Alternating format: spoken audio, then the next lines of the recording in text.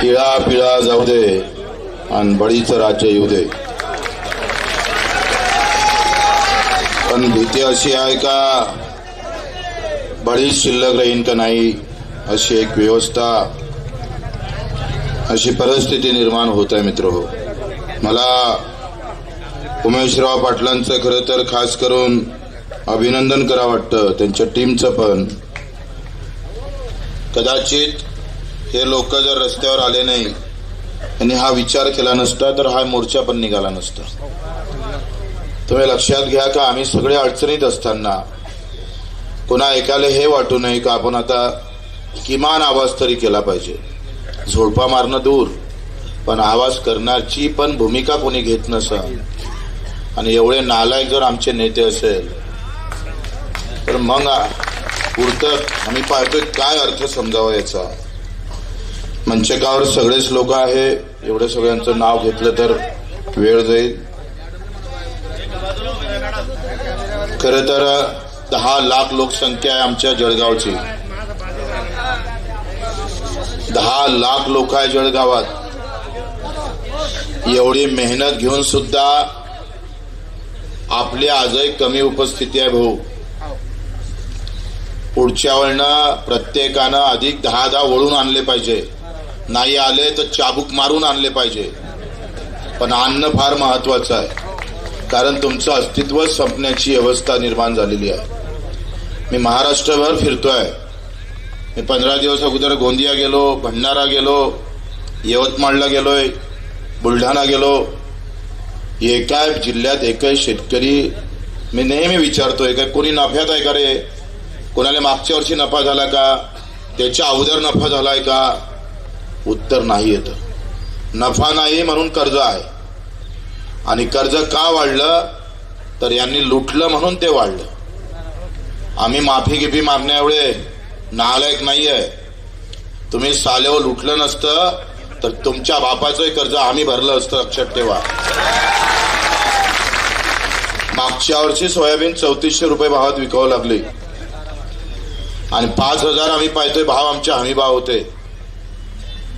हमी भावाची घोषणा ही काही फक्त आम्हाला मूर्ख बनवासाठी आहे.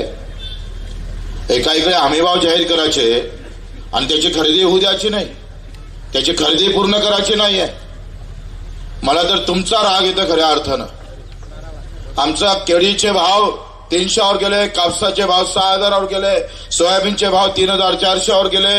आम्ही पाहतोय ज्वारी खरेदी केल्या जात नाही, सगळ्या एकूण आम्हाला होरपडल्या जातं. बियाणं धड चांगलं भेटत नाही, औषधीमध्ये घोटाळा, खतामध्ये आम्ही पाहतोय प्रचंड सगळं भेसळ आहे. हे सगळं असताना आम्ही चूप काय. मला पडलेला प्रश्न आहे का आम्हाला राग का येत नाही. अरे 100 रुपये इकडे तिकडे झाले तर रिक्षावाल्याशी आपण भांडतो. 50 रुपये जर एखाद्या मजुरानं जास्त घेतले तर त्याच्यासोबत वाद करतोय. साधा आम्ही इथून काही खरेदी करतोय तर त्याच्यावरही भाव करतोय, आणि आम्हाला दर क्विंटल मागं 3-3 हजारांना लुटल्या जातो, लसके तोडल्या जातं आमचे. एखाद्या वाघानं एखाद्या जनावरांचे जसे शिकार करावं तसं आम्ही पाहतोय कित्येक वर्षापासून आमची शिकार होतोय, आणि तरी तुम्हाला राग का येत नाही हा मूळ प्रश्न आहे. सरकार याच्यात फार दोषी नाही, आम्ही दोषी आहे. थोडं आत्मचिंतन करा. तुम्ही आम्हाला राग येत नाही आणि त्याच्यामुळं हे सगळं आम्ही पाहतोय व्यवस्था सगळी बदललेली दिसत आहे. माझ्यावर 350 गुन्हे दाखल आहे. 4 गुन्ह्यामध्ये मला तिकडे सजा सुनावली आहे. माझ्या मायला मी जेव्हा सांगितलं म्हणे शेतकरी अपंगासाठी 1000 झाले तरी थांबू नको, अधिक लढ. पण तुम्ही आम्ही एक गुन्हा दाखल व्हासाठी भीतोय. काय फरक पडणार आहे. नाही नेपाळ सारखं करू, पण घरापर्यंत तर जावं लागेल साल्यांच्या हरामखोरांच्या. आम्ही तुम्हाला नाही पेटवणार, तुमचे घर नाही मारणार तुम्हाला, पण घरापर्यंत नक्की येऊ. गिरीश जी, संकट मोचन तुम्हारे बीजेपी के है, किसानों के संकट मोचन आपको नहीं हुआ, आप नहीं हो सके. तुम्ही फक्त पक्षाच्यासाठी आहे, तुम्ही जनतेसाठी नाहीच आहे. हे सगळे साले गुलाम आहे. फार जोऱ्यानं आवाज करणारा गुलाबराव आता खालूनही आवाज निघत नाही. नाही वरतून तर खालून तर काळ.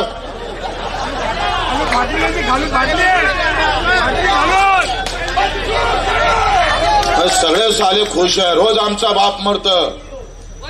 266 लोकांनी आत्महत्या आम्ही पाहतोय या जिल्ह्यात केल्या. रोज माझ्या बाजूच्या गावचा कोण ना कोणी मरत आहे. आणि जातीच्या नावाने मेले असते तर 266, कोणी हिंदू म्हणून मेला असता तर, कोणी मुसलमान म्हणून मेला असता, कोणी ओबीसी मराठा म्हणून मेला असता, कोणी दलित किंवा आदिवासी म्हणून मेला असता, शांत राहिला असता जिल्हा? राग लागले असते सगळ्या इकडे.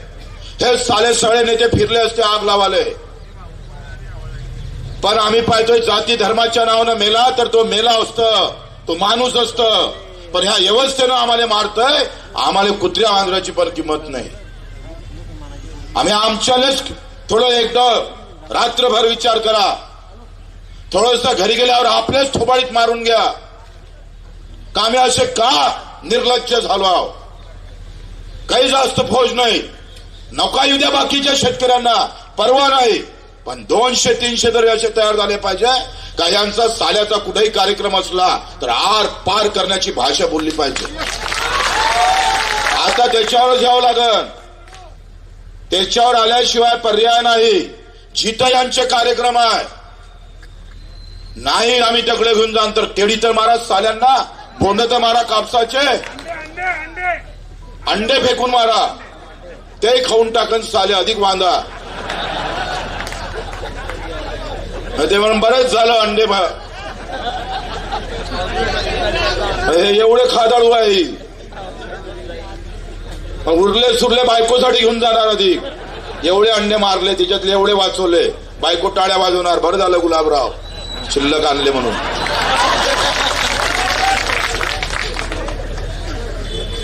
आम्ही पाहतोय सगळा चिथळा करून टाकलाय. आणि मोदीजी तर बाप रे काय माणूस आहे राव. आजचा जन्मदिवस आहे. 3,500 आत्महत्या या 4 ते 5 दिवसाचा आकडा आहे. अर्धा रेकॉर्डवर नाही आहे.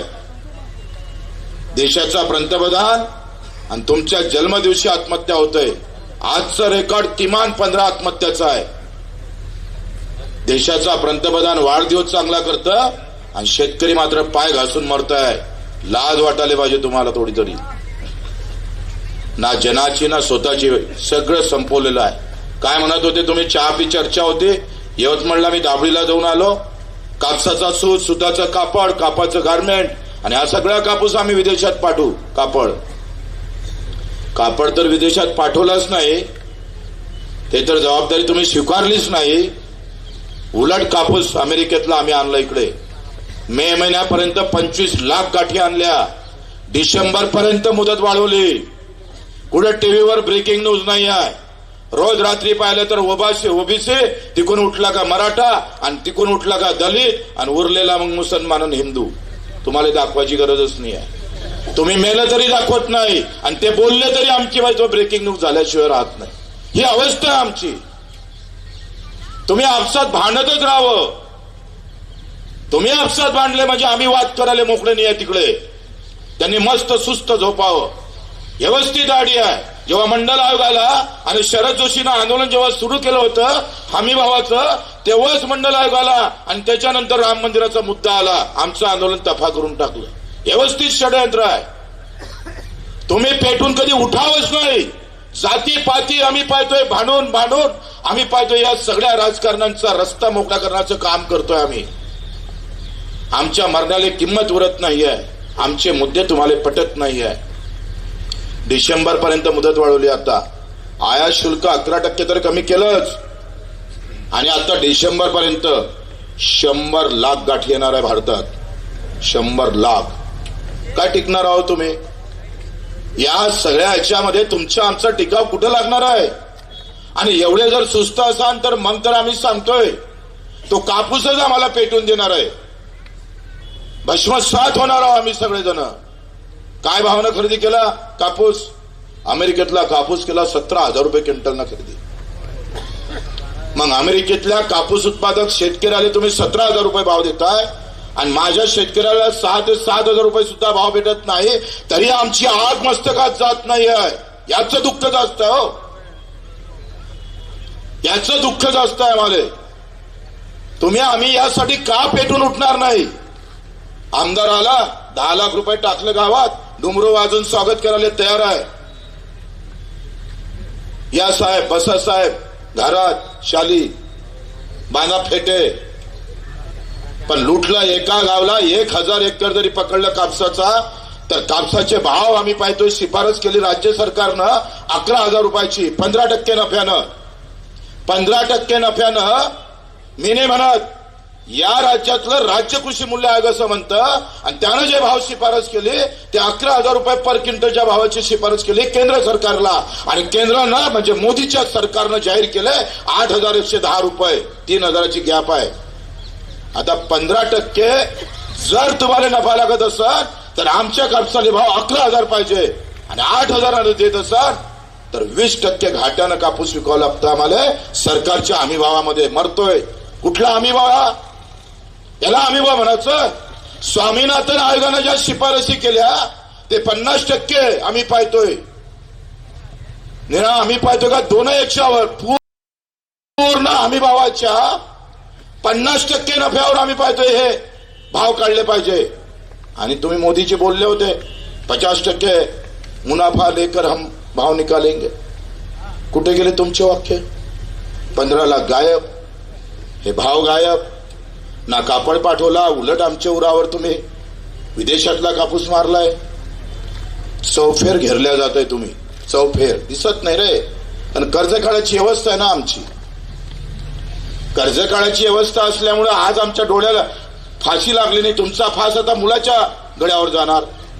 आजाचा तुमच्या गळ्यावर आला, तुमचा आता मुलावर जाणार, तो नातवावर फेकणार.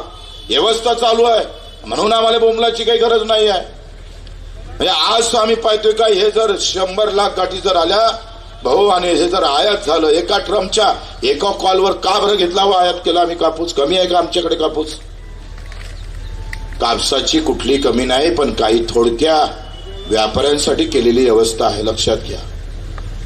ते म्हणा ना महात्मा ज्योतिबा फुले, कलम कसेही होते आहे सरकार. सरकार कलम कसे होते मला समजत नव्हतं. मला असं वाटलं का सुरा घेणाराच कलम कसंही असतं, सूर्यानं बोकडा कापणाराच कसंही असतं. पण महात्मा ज्योतिबा फुलेनं आसूड या पुस्तकात लिहिलं आहे का लिखने वाला भी कलम कसे होता है. कापसाची आयात करायला किती लिहा लागलं हो? 2 शब्द लिहा लागलाय. येऊ द्या कापूस आयात केला, 11% शुल्क कमी केले. किती लिहा लागलं? 2 मिनिटाचा निर्णय झाला. आणि करोडो कापूस उत्पादक देशातल्या शेतकऱ्याचा कत्तल करून टाकली. हे आहे कलम कसाईची औलाद. ते महात्मा ज्योतिबा फुलेचं शेतकऱ्याचं आसूड पुस्तक वाचा, ते नीट वाचा. त्यावेळेस महात्मा फुलेंनी सांगितलंय, पण आमच्या ते लक्षात येत नाहीये. आज सांगतोय, आज सोयाबीन निघायच्या अगोदर आमचे भाव जर 3400 आहे तर निघाल्यावर काय राहील? काय भाव राहणार आहे? खरेदी करण्याची व्यवस्था आहे का यांची? त्यांना माहिती आहे सगळे आंडू पांडू लोक आहे. हे बोंबलून कुठे जाणार आहे? एक जर आम्ही धर्माचा मुद्दा काढला का तुमचं बोंबलणं खतम, जातीचा मुद्दा काढला का तुमचं येणं खतम. कोई गरज नाही आपकी. तुमच्या मेंदू आम्ही पाहतोय त्यांच्या ताब्यात आहे. दिसाले शरीर फक्त शेतकऱ्याचं वाटतं, पण मेंदू आहे ना तो जातीपाती धर्मात आणि पार्टीत गुंतून ठेवलाय. गावागावातले पार्टीचे गुलाम आम्ही पाहतोय, आम्हाला रोज दिसतंय. ते म्हणते ना का आम्ही पाहतोय बाप मेला तरी बेहत्तर, पण नेता जिवंत राहायला पाहिजे. ही मानसिकता खतखत करताय आम्हाला. आम्हाला नेत्याची फिकर जास्त आहे. दिल्ली मुंबईचा नेता मेला का गावात बोर्ड लावले तयार आहो. 6.5 लाख शेतकरी मेला, आमच्या शेतकऱ्यांना साधं श्रद्धांजलीचं बोर्ड लावलं नाही. थोडी लाज वाटत नाही आम्हाला? या सगळ्या गोष्टीचं चिंतन मंथन करा. आम्हाला काही नेता फेता व्हायचं नाही आहे. असतं तर गेलो असतो अधिक एखाद्या पार्टीमध्ये, पण ही लढाई आता कोणी लढत नाही. टीव्हीवर याच्यासाठी लढणारा आम्हाला कोणी भेटत नाही. मी तर सांगतोय, कोणी एखादा मोठा नेता जर तयार झाला तर बच्चू कडू त्याचा एक शेतकरी पुत्र म्हणून त्याच्या पाठीशी उभा राहील आम्ही. पण हे एकदावची आर पारची लढाई झाली पाहिजे. आमच्या शेतकऱ्याचा खऱ्या अर्थाने हिसका दाखवला गेला पाहिजे. सगळे आमच्यासाठीच पैसे कमी पडतंय. लाडकी बहीणचा जेव्हा आम्ही पाहतोय प्रचार सुरू व्हायच्या अगोदर तुम्ही 4-4 हप्ते टाकले हो एकाच दिवशी. तुम्ही लाडकी बहिणीच्या चांगुलपणासाठी नाही टाकले, मतभेटासाठी टाकले. तो बबन लोणीकर माहित आहे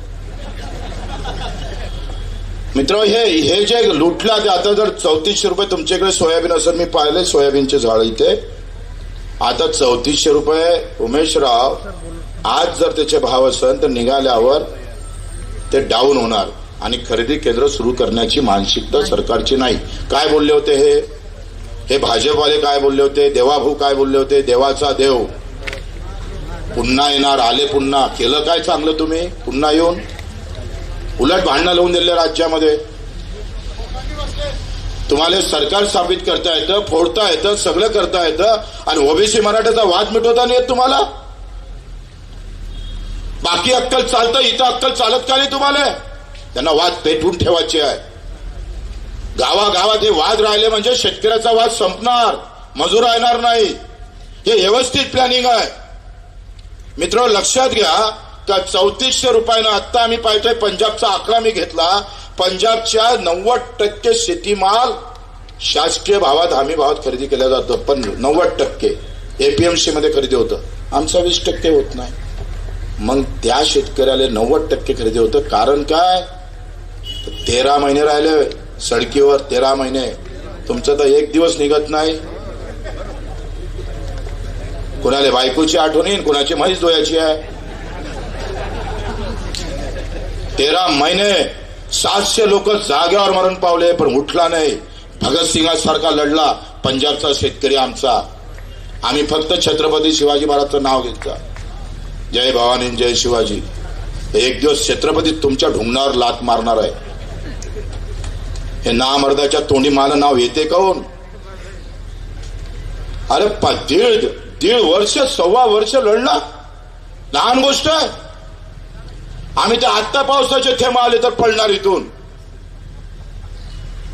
ही मानसिकता बदलावं लागेल. माझ्या नातवाचं जीवन जर सुंदर आणि चांगल्या प्रकारचं आनंदी जायचं असेल आणि आमचा बेमानीचा नाही इमानदारीचा पैसा आम्हाला जर घ्यायचा असेल तर मित्र हो, डोक्यात थोडा तरी संताप येऊ द्या. अरे ते दूध तरी उतू जातं रे. तुमच्यापेक्षा बैल बरा आहे तुमचा. किमान लात मारते तो. तुम्ही तर लातही मारत नाही, हातही मारत नाही. जिथं पेटायला पाहिजे तिथं पेटतही नाही. ही व्यवस्था आम्हाला बदलावं लागणार आहे. काही फरक नाही पडत. आणि आपण आव्हान दिलं पाहिजे का 15 ऑक्टोबर पर्यंत जास्तीत जास्त हे सगळे केळीच्या बाबतचे असेल, तुमचं सोयाबीन असेल, कापूस असेल, हे खरेदी केंद्र सुरू करावं लागल. आत्ता देवाभाऊनं सांगितलं होतं का 20% बोनस देऊ म्हणून, जीएसटीचा परतावा देऊ म्हणून. जीएसटीचा परतावा दिला म्हणजे 6,000 रुपये भाव सोयाबीनला. आता बोंबलाले तयार नाही. 7/12 कोरा कोरा करणारा देवेंद्र आता म्हणते दुष्काळ पडल्यावर देऊ. वा. तोंडात प्रभू रामचंद्राचं नाव घ्यायचं, हातात मात्र सुरा ठेवायचा. आता काय म्हणतंय? दुष्काळ पडल्यावर देणार. म्हणजे त्यांना काय पाहिजे आहे का माझा शेतकरी असा रक्तबामळ झालेला पाहिजे, पाय घासून मरता मरता त्यांना पाहायचं आहे आणि मग तुम्हाला कर्जमाफी देणार आहे. ही अवस्था आहे. पैसा कमी आहे. राज्यावर फक्त 18% आमच्यावर कर्ज आहे. अजून बाकीच्या राज्यात 34% कर्ज काढलंय. होऊन देऊ द्या 1 लाख. आम्ही तुला खांद्यावर घेऊन फिरू. आम्हाला काही पार्टी गिर्टीचं पडलं नाही. पण दाखव ना हिंमत. प्रभू रामचंद्राचं नाव घ्यायचं आणि वचन मात्र पाळायचं नसेल तर खबरदार, आम्ही ढुंगणाखाली आग लावल्याशिवाय राहणार नाही. काही झालं तरी बेहत्तर. आम्ही आग लावायला बाहेर येणार होता. मी 7-8 जिल्हे फिरतोय, 600 सभा घेतोय, 7 दिवस उपोषण केलं, पाण्यावर राहिलोय, 150 किलोमीटर आम्ही पाहतोय पायी चाललोय. ही हक्काची लढाई आहे भाऊ आणि पैशाची लढाई आहे. ही जातीभेदी धर्माची लढाई नाही आहे. तुमच्या असू द्या भगवे, निळे, हिरवे, पांढरे, काय म्हणते तिकडे पिवळे वगैरे, पण तो झेंडा निघतो ना, त्या झेंड्याचा कापड तयार होतं ना, तुम्हाला पाक शेतकरी पिकवतो. लक्षात असू द्या. तुमच्या झेंड्याचा कलर कुठला असू द्या. पण तो झेंडा जो वापरता तो माझ्या बापाचा आहे, आणि तोच बाप अडचणीत असेल आणि निळे हिरवे भगवे दाखवून आमचेच मतांतर करत असेल, आमचीच ताकद विभागत असेल, तर तो दंडा आहे ना झेंड्याच्या खालचा, तो टाळकळ्यात मारता आला पाहिजे. पार्टीत कोणत्या राहा, जातीत कोणत्या राहा, पण आम्ही ठरवलं पाहिजे का मी शेतकरी आहे, मी शेतकरी म्हणून जगता आलं पाहिजे. मित्र, या शेतकऱ्याच्या प्रश्नामध्ये सगळ्या जातीचे प्रश्न सुटते, सगळ्यांचं हित आहे. उद्या जर 15-20 हजार रुपये आमच्या कापसाला भाव भेटला, 11,000 रुपये भावाची शिफारस केली, ते पण चुकीची आहे. जो काही हमी भाव काढला तो फार चुकीच्या पद्धतीनं काढलेला आहे. पण निमान 11,000 पण आम्हाला भेटत नाही. मोदीजीला विचारा, ते चहाची कॅन्टीन चालवत होते आणि त्या चहाच्या कॅन्टीन मध्ये 15% नफ्यानं विकायचे का चहा तुम्ही? अरे साधा आम्ही पाहतोय भजे विकणारा 15 मिनिटात भज्याची प्लेट तयार करतो, 100% नफ्यानं विकतं. आम्ही 8 महिने मेहनत करतोय आणि आमचा नफा 15%. आम्हाला लाज वाटते. मला तो मुंबईचा नेता म्हणायचा हे शेतकऱ्यासाठी काही लढू नको बच्चू, दुसऱ्यासाठी काहीतरी लढ. हे सगळं कामातून गेलेली गोष्ट आहे. अरे ज्यानं म्हणे शरद जोशींना पाडलं, काय कमी केलं होतं शरद जोशी साहेबांना? तुमच्यासाठी विदेश नोकरी सोडून आले, रक्ताचं पाणी केलं, रात्री दिवस भांडलंय, तुमचं अर्थशास्त्र समजून सांगलं, सगळ्या गोष्टी तुमच्या समोर मांडल्या. रे रात्री दिवस आम्ही पाहतोय महाराष्ट्रात फिरत होता हा माणूस, 2-2, 3-3 लाखाचे मोर्चे काढत होता आहे. घरावर दुर्लक्ष झालं, पत्नीनं आत्महत्या केली, आणि त्या शरद जोशींना आम्ही शेतकऱ्यांना पाळलंय. ना मोर्चात येत ना मतात तुम्ही कामी येत. बातच जात आठवतं, ते जोशी होते म्हणून पडले, पण शेतकऱ्यासाठी लढले म्हणून का निवडून नाही आणलं रे आम्ही काही चिंतन मंथन करणार का नाही? निवडणूक आली म्हणजे जात आठवतं, निवडणूक आली म्हणजे धर्म आठवतं. बटेंगे तो कटेंगे. मग तुमच्या सत्तेमध्ये मेला कोण? हिंदू शेतकरीच मेला ना, काय मुसलमान मेला का? एक आत्महत्या मुसलमानाची नाही आहे. तुम्ही तलवारी चालवल्या माझ्या शेतकऱ्यावर, माझ्या हिंदू शेतकऱ्याला मोदीजी तुम्ही मारलाय, तुम्ही खून केलाय. आम्ही तर सोचता, आम्ही पाहतोय, आम्ही मंदबुद्धी आहे म्हणून ठीक आहे, आम्हाला राग येत नाही म्हणून ठीक आहे, नाही तर नेपाळवाले वेळ लागला नसता. अरे इतका फरक. त्या 2010 मध्ये आमच्या आमदाराचा पगार 70,000 रुपये होता, 2023 मध्ये आमदाराचा पगार 2,14,000 झाला. इतका फरकानं वाटतंय. पहिला आयोग आला, दुसरा आला, तिसरा आला, चौथा आला, 5वा आला, 7वा आला, आता 8वा येतं. द्या तुम्ही तिकडे पैसे, पण आमचा स्वामीनाथन आयोग मंजूर कधी करताय? त्यासाठी कोण भांडणार आहे, कोण मशाली पेटवणार आहे? ही वेदनेची सभा आहे, वेदना ह्या दुःख आहे आमचे. आम्हाला काय हाऊस नाही झालं. केळीचे भाव केरळमध्ये मी पाहिले, आत्ता लिहून आणले मार्केटमध्ये. केरळमध्ये भाव आहे भाऊ 3,000 रुपये, 3,900 रुपये. युपी मध्ये 2,000 रुपये भाव आहे, आंध्रामध्ये 2,800 आहे, आणि कर्नाटक मध्ये 2,000 आहे, आणि महाराष्ट्रात 500. 300-500 विकावं लागतं.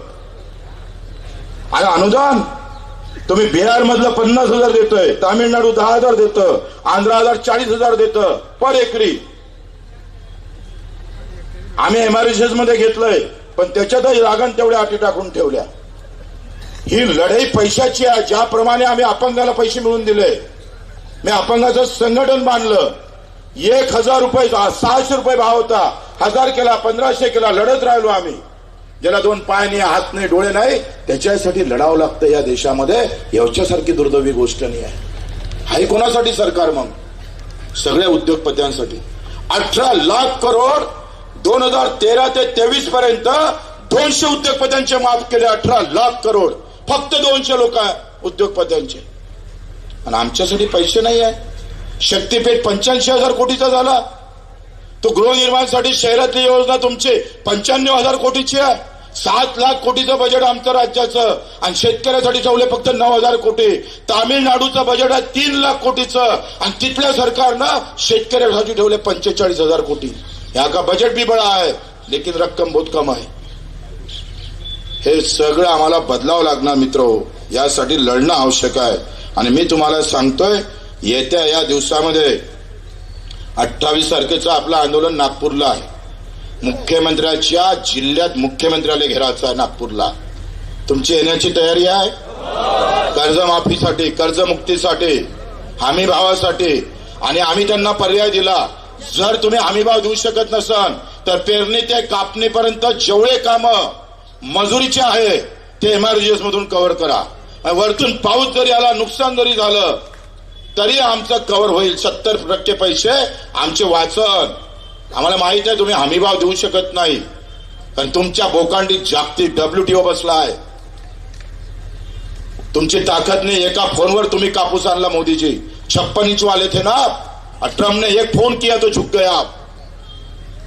ही मानसिकता आहे. आणि म्हणून आम्हाला या सगळ्यासाठी एकत्र बसून ते गिरीश महाजन गेले आणि एका तालुक्यातून फिरून आले. काय पिकनिक करायला गेलता का? तसं तर लय जोर येतं बिबट्याला, का बंदूक कळू का काय कळू. आता तुझ्या सरकारनं आमचे पैसे घेतल्याने वाघापेक्षा जास्त नुकसान काढलं. मारणं मग काढणं बंदूक आता. अरे बिबट्याच्यासाठी बंदूक काढतोय आणि लाखो रुपयाचा चुना तुझं सरकार लावतंय. जाते कुठं? 12,000 रुपये कापसाले भाव मागितले होते. 2013 मध्ये आम्ही सांगितलं जागतिकीकरण करू आम्ही केळीचं, सगळ्या जगात केळी पाठवू. मित्र, धान, केळी, फळं देशातल्या जगातल्या सगळ्या देशाला आम्ही पुरू शकतोय. फक्त निर्यातीला थोडी सबसिडी दिली तर ते पण करत नाही. तुमची केळी मी सांगतो 3,000च्या खाली येत नाही. फक्त विदेशात पाठवायची व्यवस्था निर्माण करावं लागतं. मानसिकता नाही आहे. मानसिकता का नाही? तुम्ही कधी विचारलं का रे निवडणुका आल्यावर?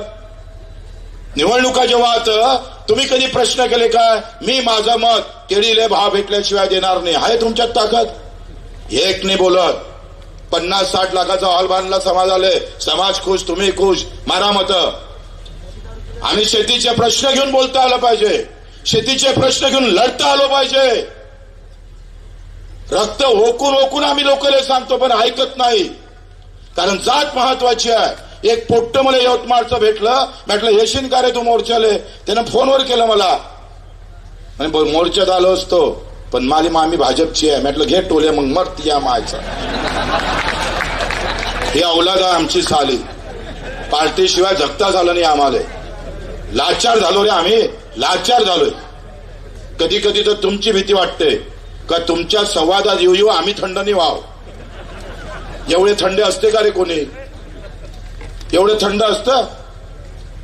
ते वांजराले थोडस माकडाला असं असं करत ते खाकरा करतं असं. तुम्ही खूप किना शेपूट टाकून पैदा वाटू द्या. तुम्हालाच बोलतोय. जे नाही आले तर ते तुमचे आता काय बोलाव त्याचं. जे आले नाही ते तर बस. हे सगळं आम्हाला सोडा लागेल मित्र. बच्चू कडू महत्वाचा नाही, उमेश पाटील महत्वाचा नाही, हे स्टेजवरचे लोक महत्वाचे नाहीत. तुम्ही महत्वाचे आहे. तुमचा संसार महत्वाचा आहे. किती दिवस मेहनत करायची. साध्या पोराची ऍडमिशन सुद्धा चांगल्या शाळेत होऊ शकत नाही आमची. एक पैसा नाही म्हणून इज्जत नाही, इब्रत नाही, बंगला नाही, गाडी नाही, शिक्षण नाही, आरोग्याची व्यवस्था नाही. आणि येत्या काळात तुम्हाला पोरी पण भेटणार नाही. श्राप आहे. तुम्ही दाढी करा का उठबशा काढा का काही कळा, पैसे कुठे खिशात तुमच्या? सगळे मुजे राहणार तुम्ही. ते म्हणते ना इळा पिळा जाऊ दे, बळीचं राज्य येऊ दे, तर बळीच ठेवणार नाही सरकार. संपला विषय तुमचा. तुमच्या गरिबीत शहराचं व्यवस्था होते. काल मी हिंगोलीत गेलो. एक बाई भांडे घासताना दिसली. मी सहज विचारलो बाई तू कुठल्या गावची आहे? म्हणजे इथून 3 किलोमीटरची आहे. रोज भांडे घासायला शहरात येतोय. म्हणजे 2 एकर शेती आहे. परवडत नाही. म्हणजे खेडे गरीब राहिले पाहिजे आणि भांडे घासणारे लोक मुंबईत गेले पाहिजे. श्रीमंत माणसाची व्यवस्था. तुम्ही गरीब राहण्याचं व्यवस्थित षडयंत्र चालू आहे मित्र हो. आणि म्हणून आपल्याकडून अपेक्षा करतोय का एकंदरीत हा लढा हा एवढा सोपा नाही आहे. हा फार कठीण लढा आहे. या सगळ्या विचित्र अवस्थेमध्ये एवढे लोक बाहेर आले भरपूर झाले. कारण अतिशय वाईट अवस्था आहे राज्यामध्ये, देशामध्ये. धर्मांधता झाली आहे सगळी. आपण काही बोला तर ते असं म्हणतात धर्म जातीशिवाय आजकाल कोणी बोलायला तयार नाही भाऊ. तरी तुम्ही आलात. तुम्ही तुमच्यासाठीच टाळ्या वाजवल्या पाहिजे खरं तर एकदा. स्वतःसाठी तरी वाजवा आहे. पण मोठी गोष्ट आहे, एवढे आले तरी भरपूर झाले. थोडं जर आम्ही अधिक मेहनत घेतली सगळ्यांनी, निवडणुकीत नका मारू मतं, पण आंदोलन म्हणून या रे, शेतकरी म्हणून या, हे आपल्याकडून अपेक्षा करतोय. वाटते जिल्हाधिकारी अजून आलेले दिसत नाही. पोलीसवाले काही सांगितलं का, निरोप दिला का?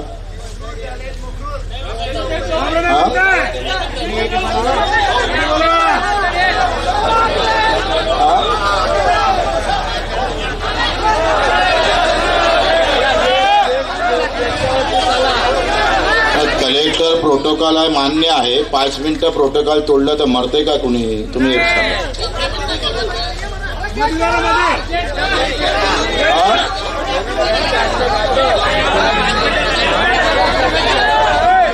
मला वाटतं आपण कलेक्टर काय म्हणतो पहा, नाही तर चला गेटवर चाललो तू सगळे.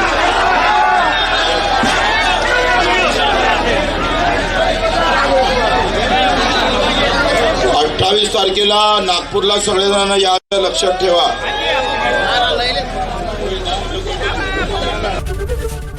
एबीपी माझा, उघडा डोळे बघा नीट.